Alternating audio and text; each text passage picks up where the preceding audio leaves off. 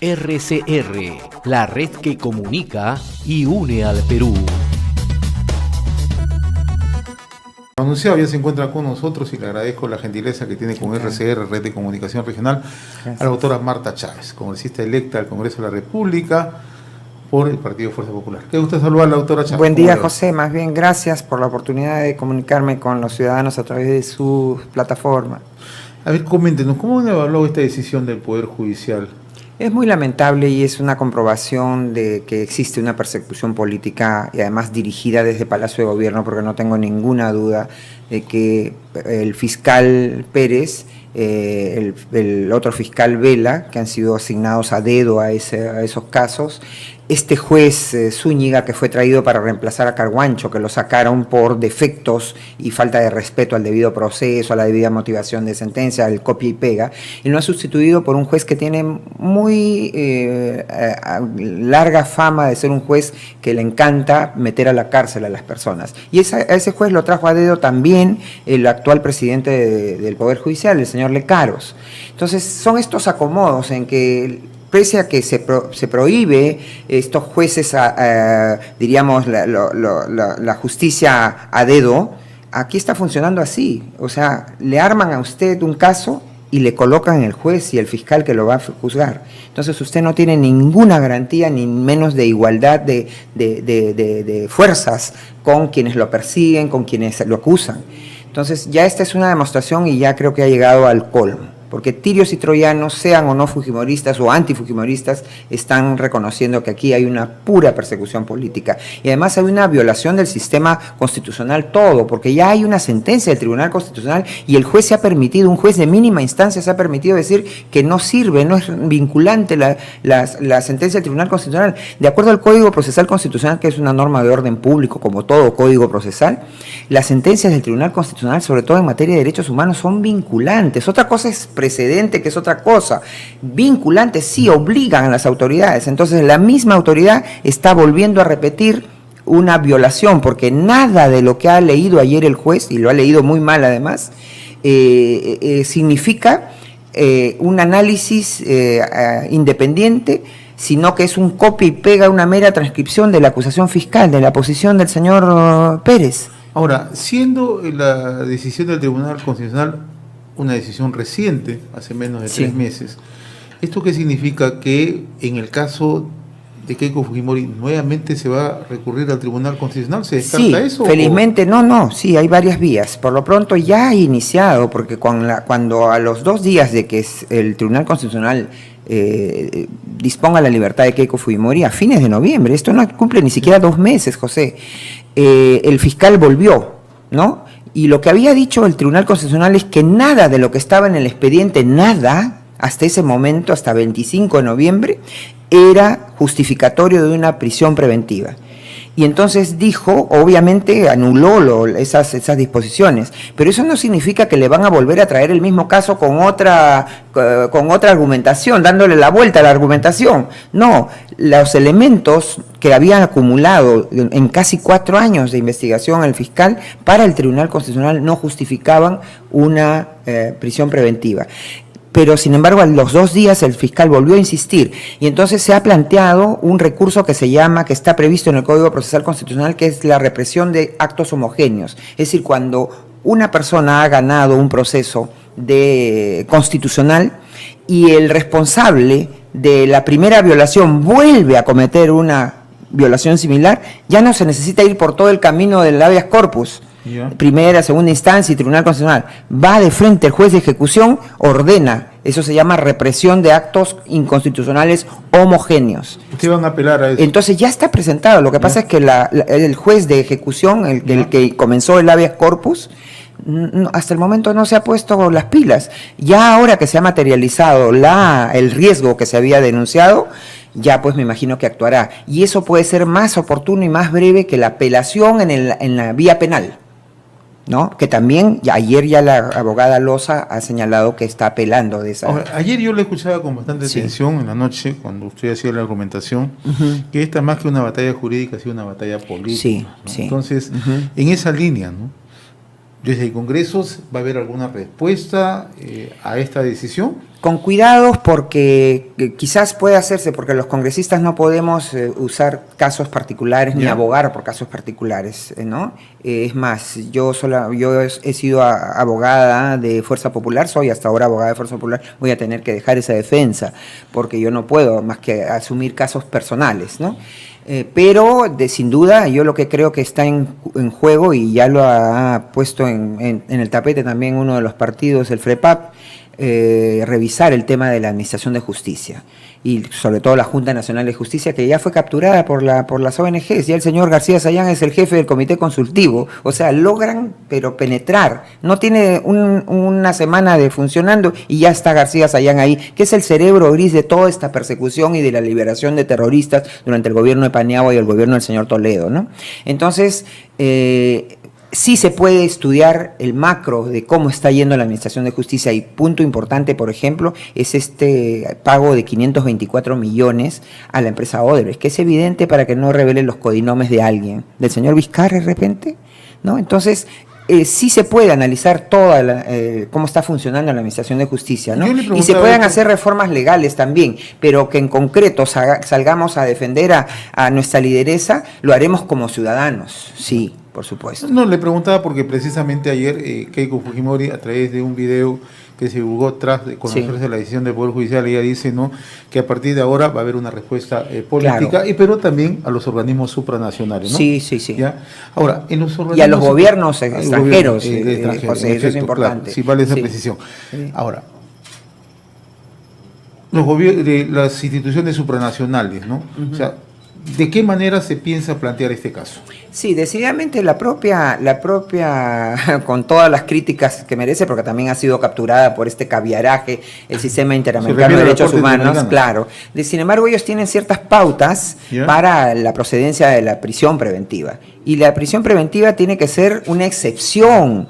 Pero ayer hemos visto a un juez que, además del copia y pega, las pocas argumentaciones propias que ha hecho son terribles. Por ejemplo, dice que ser congresista, haber sido congresista y haber intentado llegar a la máxima magistratura del país, a la presidencia de la República, es un elemento de perturbación que hace a la persona sospechosa de querer obstruir la justicia. ¿Qué es eso? O sea, queremos volarnos todo el sistema político, porque mañana seguirán con todos los demás políticos de repente para dejarle la cancha libre al candidato que le va a cubrir las espaldas al señor Vizcarra, que ya se dice por ahí que es el señor del Solar. El señor Vizcarra va a hacer todo lo posible por dejar libre la cancha para que un señor del Solar candidatee a la presidencia, de repente llegue a la presidencia y pueda cubrirle las espaldas. A eso están jugando. Entonces comenzaron con Keiko, estuvieron y lograron una tragedia tan grande como la desaparición del señor Alan García por estas presiones, ¿no? Felizmente Keiko creo que es una persona que confía en que el partido Fuerza Popular va a tener y sus bases se tienen que movilizar activamente. Entonces, no solamente se va a ir a la Corte Interamericana, que ya ha señalado pautas para la prisión preventiva, la propia Corte Suprema tiene un plenario, el acuerdo de plenario 01 del año pasado, en el que señalan las pautas claras de la prisión preventiva.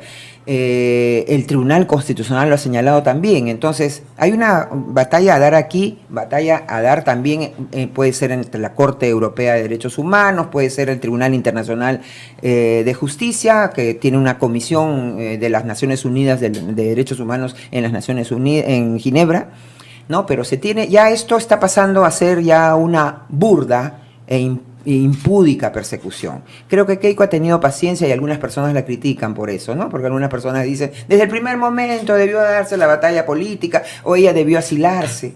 Hay muchas personas que han dicho, por favor, que se vaya a tal o cual embajada, pero Keiko no quiere pues que detrás de cualquiera de esas medidas pueda suponerse que ella quiere rehuir a la justicia. Claro, y justo retomando lo que ha dicho la propia Keiko Fujimori, ¿no?, en el sentido que esto es más que una decisión judicial o una decisión política. Sí. ¿Fue acertada la decisión de Keiko de no ingresar a la campaña política? Si bien cierto era corta, pero que de una otra manera pudo haber sido determinante para la propia agrupación Fuerza Popular. Es una decisión que ella tomó, José, y algunos pueden interpretar que fue negativo. Yo interpreto que, más allá que fuera negativo o positivo, lo cierto es que ella tenía derecho a tomar esa medida porque es ella la que está, su libertad de la que está en juego. De repente otras personas hubieran actuado distinto, pero lo cierto es que sí ha impactado, su ausencia sí ha impactado, y por eso yo digo, José, que no es comparable este proceso con la elección del año 2016. En el 2016 tuvimos una gran locomotora, que era nuestra candidata presidencial, además la mejor candidata de lejos de todos los que se presentaban, y este año solamente me han tenido a mí como locomotora, ¿no? Tratando de hacer de locomotora. La presencia de Keiko hubiera fortalecido. Sin duda, otro hubiera sido el resultado, sin duda alguna. Pero, reitero, hay que respetar esa decisión, porque además queremos ver a nuestra lideresa airosa, libre y como candidata presidencial el 2021. Ya no nos harán el fraude que nos hicieron el 2016 con esto del voto electrónico. Ya espero que el Congreso esta vez, una de las primeras medidas que sea, adopte, como en los países desarrollados, la prohibición legal del voto electrónico. Ahora, este es un momento bastante complicado, se lo preguntaba hace unos días cuando usted estaba previo a las elecciones al Congreso, bastante complicado para Fuerza Popular, ¿no? ¿Cómo se va a evaluar ya en términos políticos mirando hacia el 2021, ¿no? Porque si uno empieza a echar cifras, definitivamente no podría ser candidato a ser Keiko, ¿no? Sí, bueno, a eso están jugando, porque justamente le han dado una prisión preventiva, además, y así sin ningún rubor, hasta una semana después de la elección del próximo año, ¿no? Ya tenemos el proceso, debe ser convocado en octubre. Entonces, yo no creo que por más que corran, que ahora quieran correr, porque son 4 años de investigaciones fiscales y ahora van a querer correr en un juicio oral, pero además en un juicio oral, José, hay un mejor equilibrio, porque a los testigos protegidos y a estos otros testigos que son que se acogen a la colaboración eficaz, a veces la parte no conoce ni siquiera quién es su identidad, menos tiene oportunidad de contrainterrogarlo. En el juicio oral sí tendrá que contrainterrogarlo y saltarán todas las contradicciones que ahora se ven, pero que el juez no le interesa resaltar, porque no es un juez que dé garantías. Ahora, volviendo a ello, José, ayer hemos escuchado toda esta larga perorata y todos son las mismas repeticiones de lo que hubo antes que el Tribunal Constitucional se pronuncie. ¿Y sabe cuáles son las 2 nuevas cosas? Una supuesta, porque una no es nueva cosa, porque se trata de las declaraciones que le sacaron a mediados de noviembre al testigo señor Yoshiyama Sasaki, que le dijeron, si usted mire el acta, el señor se presentó espontáneamente y dice, quiero hablar, ya, hable todo lo que quiera, y en 1 hora llenó 12 carillas de declaraciones. Obviamente eso ya estaba preparado, y sin darse cuenta o no importándoles que con eso contradecía declaraciones que ha dado en noviembre y en diciembre del 2018. O sea, es un testigo que ya se anuló a sí mismo, porque usted no puede decir hoy día A y mañana decir C. Eso ya lo destruye como testigo. Sin embargo, han usado eso, que además se lo quisieron enviar al Tribunal Constitucional, usted recordará, para que se pronuncie, ¿no? Creyendo que así iban a impedir la libertad, y el Tribunal Constitucional dijo que eso no tenía ningún mérito. Y lo nuevo es un encuentro casual del abogado de Fuerza Popular, no de Keiko, del abogado de Fuerza Popular con un testigo protegido, que de repente ni sabía su identidad, en los pasadizos, en las escaleras, porque ni siquiera tiene ascensor la Fiscalía, queda en el 4º o 5º piso, y se encuentran en las escaleras y obviamente hay cámaras. Se ha firmado esto y eso ya es supuestamente, ¿y qué? ¿La sancionan a Keiko por eso? Si es el abogado de Fuerza Popular, ni siquiera es la abogada losa de Keiko Fujimori. Y aunque se hubiera ella encontrado y saludado y decir algo, ¿qué tiene eso de obstrucción y de amenaza? Entonces hay una extorsión en marcha en que le dicen, señor, usted se encontró con el abogado, ¿no? Sí, bueno, firme acá de que este abogado la estaba amenazando para que yo no me meta con usted o con su esposa o con su empresa. Esa es la extorsión que tiene que pararse e investigarse y sancionarse. En esta etapa, ¿ustedes van a iniciar una recomposición en Fuerza Popular? Obviamente, Fuerza Popular necesita una recomposición porque además está intervenida por el Poder Judicial. La han incluido a Fuerza Popular como parte de una organización criminal y le han nombrado un interventor. Felizmente el interventor soy yo.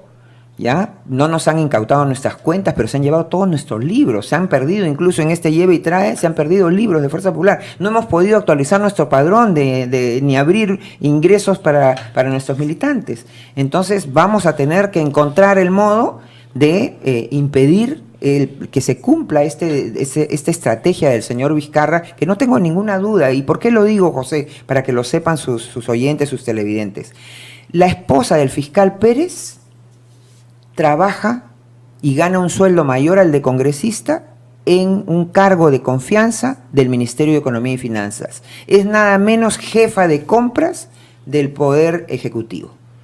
Dígame usted si eso no puede ser considerado razonablemente e investigado como una posible coima cruzada, ¿no? ¿Y quién es el señor Pérez? Fue un antiguo conocido de Vizcarra en Moquegua, porque era fiscal en Moquegua, y lo liberó al señor Vizcarra y al señor Ceballos de los graves incidentes del moqueguazo que ellos provocaron con violencia, muerte, destrucción de la propiedad pública y privada. Y ahí no pasó nada. Entonces, en pago, apareció este señor en Lima, y metido, gracias al señor Sánchez, Pablo Sánchez, fiscal de la Nación, metido en el sistema anticorrupción. ¿Para qué? Para cubrirle las espaldas. El señor Vizcarra, ya lo dije creo que la vez pasada, ha sido contratista de Odebrecht, de Graña y Montero en Moquegua. Él y su hermano tienen una empresa constructora. Hay una empresa constructora, Casa del Club de la Construcción, que ya se benefició con más de 1.000 millones de soles en obras desde que el señor Vizcarra fue ministro de Transportes en la gestión de Kuczynski y ahora durante su gobierno. Y entonces esto es toda una plataforma, un esquema de impunidad para algunas personas. Los 524 millones de soles regalados a Odebrecht, que nos debe mucho más y que nos va a pagar en 16 años, pero le hemos dado 524, es para que no, según muchos analistas, y eso debe ser investigado, es para que no revele codinomes, posiblemente hasta un codinome del señor Vizcarra. Entonces, esto es muy grave. Y mientras tanto, José, ¿qué tiene usted? Una economía paralizada, enfriada, que está en peligro de entrar en recesión, pérdidas de decenas de miles de puestos de trabajo, el crecimiento de la informalidad, crecimiento de la delincuencia. Entonces, esto es muy grave, Ahora, vayamos a conversar ahora respecto a las elecciones en el Congreso, ¿no? Uh-huh. ¿Hay posibilidades en el Congreso de lograr acuerdos, entendimientos mínimos, o usted ve eso muy difícil? José, yo le voy a confesar algo, yo estoy a la expectativa. A mí sí me conocen, al fujimorismo lo conocen, la ideología del fujimorismo está en la Constitución, ¿no? Pero nosotros no conocemos, e incluso hay partidos que tienen 3, 4, 5 vertientes, unos antimineros. Por ejemplo, en Acción Popular, su secretario general, el señor Mesías Guevara, es antiminero. Luego tiene usted a un dirigente como el señor Díez Canseco, que es pro inversión, ¿no? Entonces, no sabemos cómo van a actuar ellos, cuál es el balance de cada vertiente. El señor Johnny Lescano también. El señor Johnny Lescano también es una antiempresa privada, ¿no? Además que está descalificado por este tema tan feo del acoso, ¿no? Pero otros no sabemos en el partido. Lo que pasa es que, y pensaba yo, José, hay algo que hacer con nuestro sistema democrático. No es posible que haya partidos que se creen para ser alquilados. No es posible que candidatos pasen de un partido a otro, obviamente pagados. Por ejemplo, el señor Urresti, ¿qué hace en ese partido Podemos? Antes ha sido de Villarán, antes ha sido de Humal, antes ha sido o sea, prácticamente está, que le pagan, yo me preguntaría, ¿le pagan? Habría que hacer un análisis de sus ingresos, ¿no? Luego, hay un partido, el partido Juntos por el Perú, que era el partido del señor Yehude Simón, el partido humanista. Curiosamente, no aparece el señor Simón. O sea, uno crea un partido y funda un partido para no participar, lo ha alquilado el partido. Entonces la Constitución obliga a un funcionamiento democrático y real de los partidos políticos, no solamente fiscaliza sus fondos. Entonces creo que hay que iniciar una fiscalización sobre esto, porque no es posible que el sistema partidario se pervierta con estos vientres de alquiler. No, yo le preguntaba por qué la primera decisión que tendrán que adoptar los futuros congresistas, y no va a ser en mucho tiempo, sino nombrar la mesa directiva. Claro, nombrar la junta directiva. Claro, entonces, allí significa tener entendimiento. Por lo pronto ya la junta preparatoria, que es la fase inicial de un nuevo congreso, y acá me quiero detener porque hay mucha ignorancia en eso, inclusive personas muy ilustradas me dicen: Marta, tú vas a presidir o Urresti va cuando se decía, ¿no?, que yo podía ser parte del grupo mayoritario, la más votada, o ahora que Urresti es el más votado a nivel nacional, porque acá en Lima nomás ha sacado como 500.000 votos. pero él no va a presidir ni la Junta Preparatoria. ¿Por qué? Porque de acuerdo al reglamento del Congreso, la Junta Preparatoria, que está destinada a incorporar a los congresistas y llevar a cabo el proceso electoral de la mesa directiva, es presidida por el congresista del grupo mayoritario. Es decir, Mónica más Saavedra. votado, Mónica Saavedra, de Acción Popular. Ahora, luego, y a la vez pasada veía un analista decir, entonces Urresti iba a presidir el Congreso. No, luego tiene que realizarse una elección, y para una elección tiene que presentarse una lista de candidatos. Esa lista, como usted dice, José, nos pondremos de acuerdo. Primero, la gente sabe quién soy yo, pero yo no sé quién es el 95% de los que están, ¿no? Entonces, vamos a tener que primero expectar qué pasa en los 2 primeros días, ¿no? Y en estas negociaciones que se tienen que hacer. Ahora, por mí, el fujimorismo debería quedar fuera de todo acuerdo. Dejemos, este es el Congreso que quiere el señor Vizcarra, dejemos que tengan el Congreso que tiene el señor Vizcarra. Yo le preguntaba esto porque eso es el punto inicial, ¿no? Pero tenemos otros aspectos que muchos se han enfatizado durante la campaña, las reformas políticas, las reformas constitucionales, ¿no? Y para esto también se requieren acuerdos, ¿no? Claro. ¿Quién va a presidir la Comisión de Constitución? ¿Quién preside comisiones clave? Pero ¿no? yo a estas alturas, José, no puedo hacer ni siquiera un análisis así mínimo, porque le repito, ya sabemos algo, el FREPAP está diciendo ya qué cosas piensa hacer. Hay otros que piensan fusilar, hay otros que no, entonces vamos a ver. Hay algunos que dicen, por ejemplo, el propio Partido Morado, que es el partido vizcarrista, obviamente, pero que no ha dado la talla que esperaba Vizcarra, ya dijo la vez pasada por boca de su secretario general, y es un congresista ya electo, el señor Pérez, Rodolfo Pérez, que esa reforma política tiene que ser revisada. Porque, por ejemplo, en el tema él mencionó solamente un punto en el que yo estoy de acuerdo: elecciones abiertas, obligatorias, elecciones primarias, internas, no tan internas, abiertas a todos en un sistema donde hay 24 partidos. ¿Usted se imagina, José, que yo vaya a votar y a proponer candidaturas en el Partido Morado? Yo qué sé del Partido Morado. O en el partido, vayamos un grupo de fujimoristas a meternos a la elección en el Partido Acción Popular. ¿Qué es eso? Eso sería una distorsión. Y para eso solo hay tiempo hasta el 10 de abril, José. Y hasta antes, porque de repente el señor Vizcarra observa la ley y no se puede, y se demora. Esto depende también, José, y ojalá que la OMPE haga su trabajo pronto, porque la fecha más tarde que podría instalarse el Congreso debería ser el 1 de marzo, la fecha más tarde. Incluso la preparatoria debería ser el 20 o el 22 de febrero, pero depende de que la OMPE haga los conteos y dé los resultados oficiales. Pues, otro tema que definitivamente tiene que ser tratado, o debería ser tratado, es el tema de los decretos de urgencia, ¿no? Exacto, que ya nos dijeron, ya nos pusieron la amenaza de que no nos modifiquemos, porque si no nos van a plantear una cuestión de confianza. Ahora, y no hay que olvidar, José, la gente tiene que tener en cuenta que son decretos de urgencia que ya están en vigencia y seguirán en vigencia mientras no sean modificados. Fíjese que con decreto de urgencia se ha dado exoneraciones tributarias a los negocios de venta en bolsa de valores. Se ha dado beneficios tributarios para la ley de cine. Ya sabemos pues quién tiene intereses en el tema de cine, ¿no? El señor Salvador Solar y un grupo de agencias. Les ha dado importantes exoneraciones tributarias. Luego se ha creado hasta una universidad. Yo no digo que no deba haber universidad, pero por un decreto de urgencia una universidad. Se le ha reforzado a la SUNEDU, que está capturada por el Ministerio de Educación, su capacidad de intervención en las universidades. La autonomía universitaria se ha ido al agua con esos decretos de urgencia y muchas otras más, muchas normas, inclusive todas totalmente confusas para las pymes y las pequeñas y microempresas. Entonces tienen que ser revisadas, pero si ya nos dicen, oye, si te atreves a modificar esto, te voy a plantear una cuestión de confianza. Este Congreso es muy precario, José. No solamente es precario en cuanto al tiempo, máximo una duración de 1 año, 5 meses, si es que se instalara el 1 de marzo, cosa que no está garantizada hasta hoy.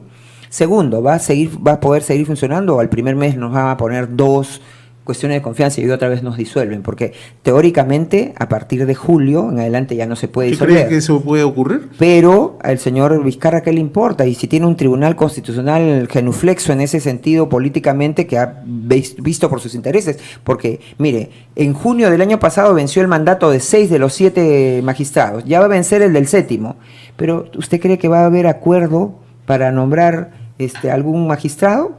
Y nuevamente para que nos pongan cuestión de confianza, no me gusta esta elección, como fue el caso del 30 de septiembre.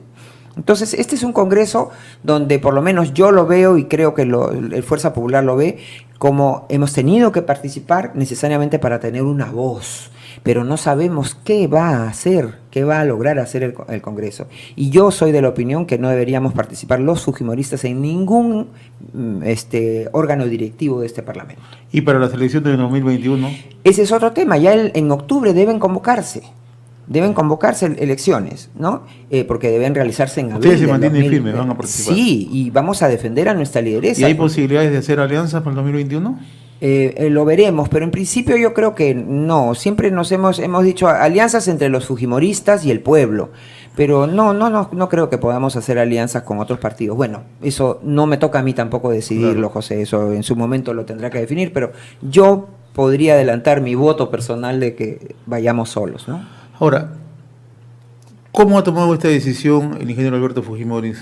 No lo he visto, voy a tratar en el día de hoy de ir. ¿Hoy se va a reunir con él? Voy a tratar, ¿Ya? sí. Voy a tratar, si no es hoy, mañana temprano, sí.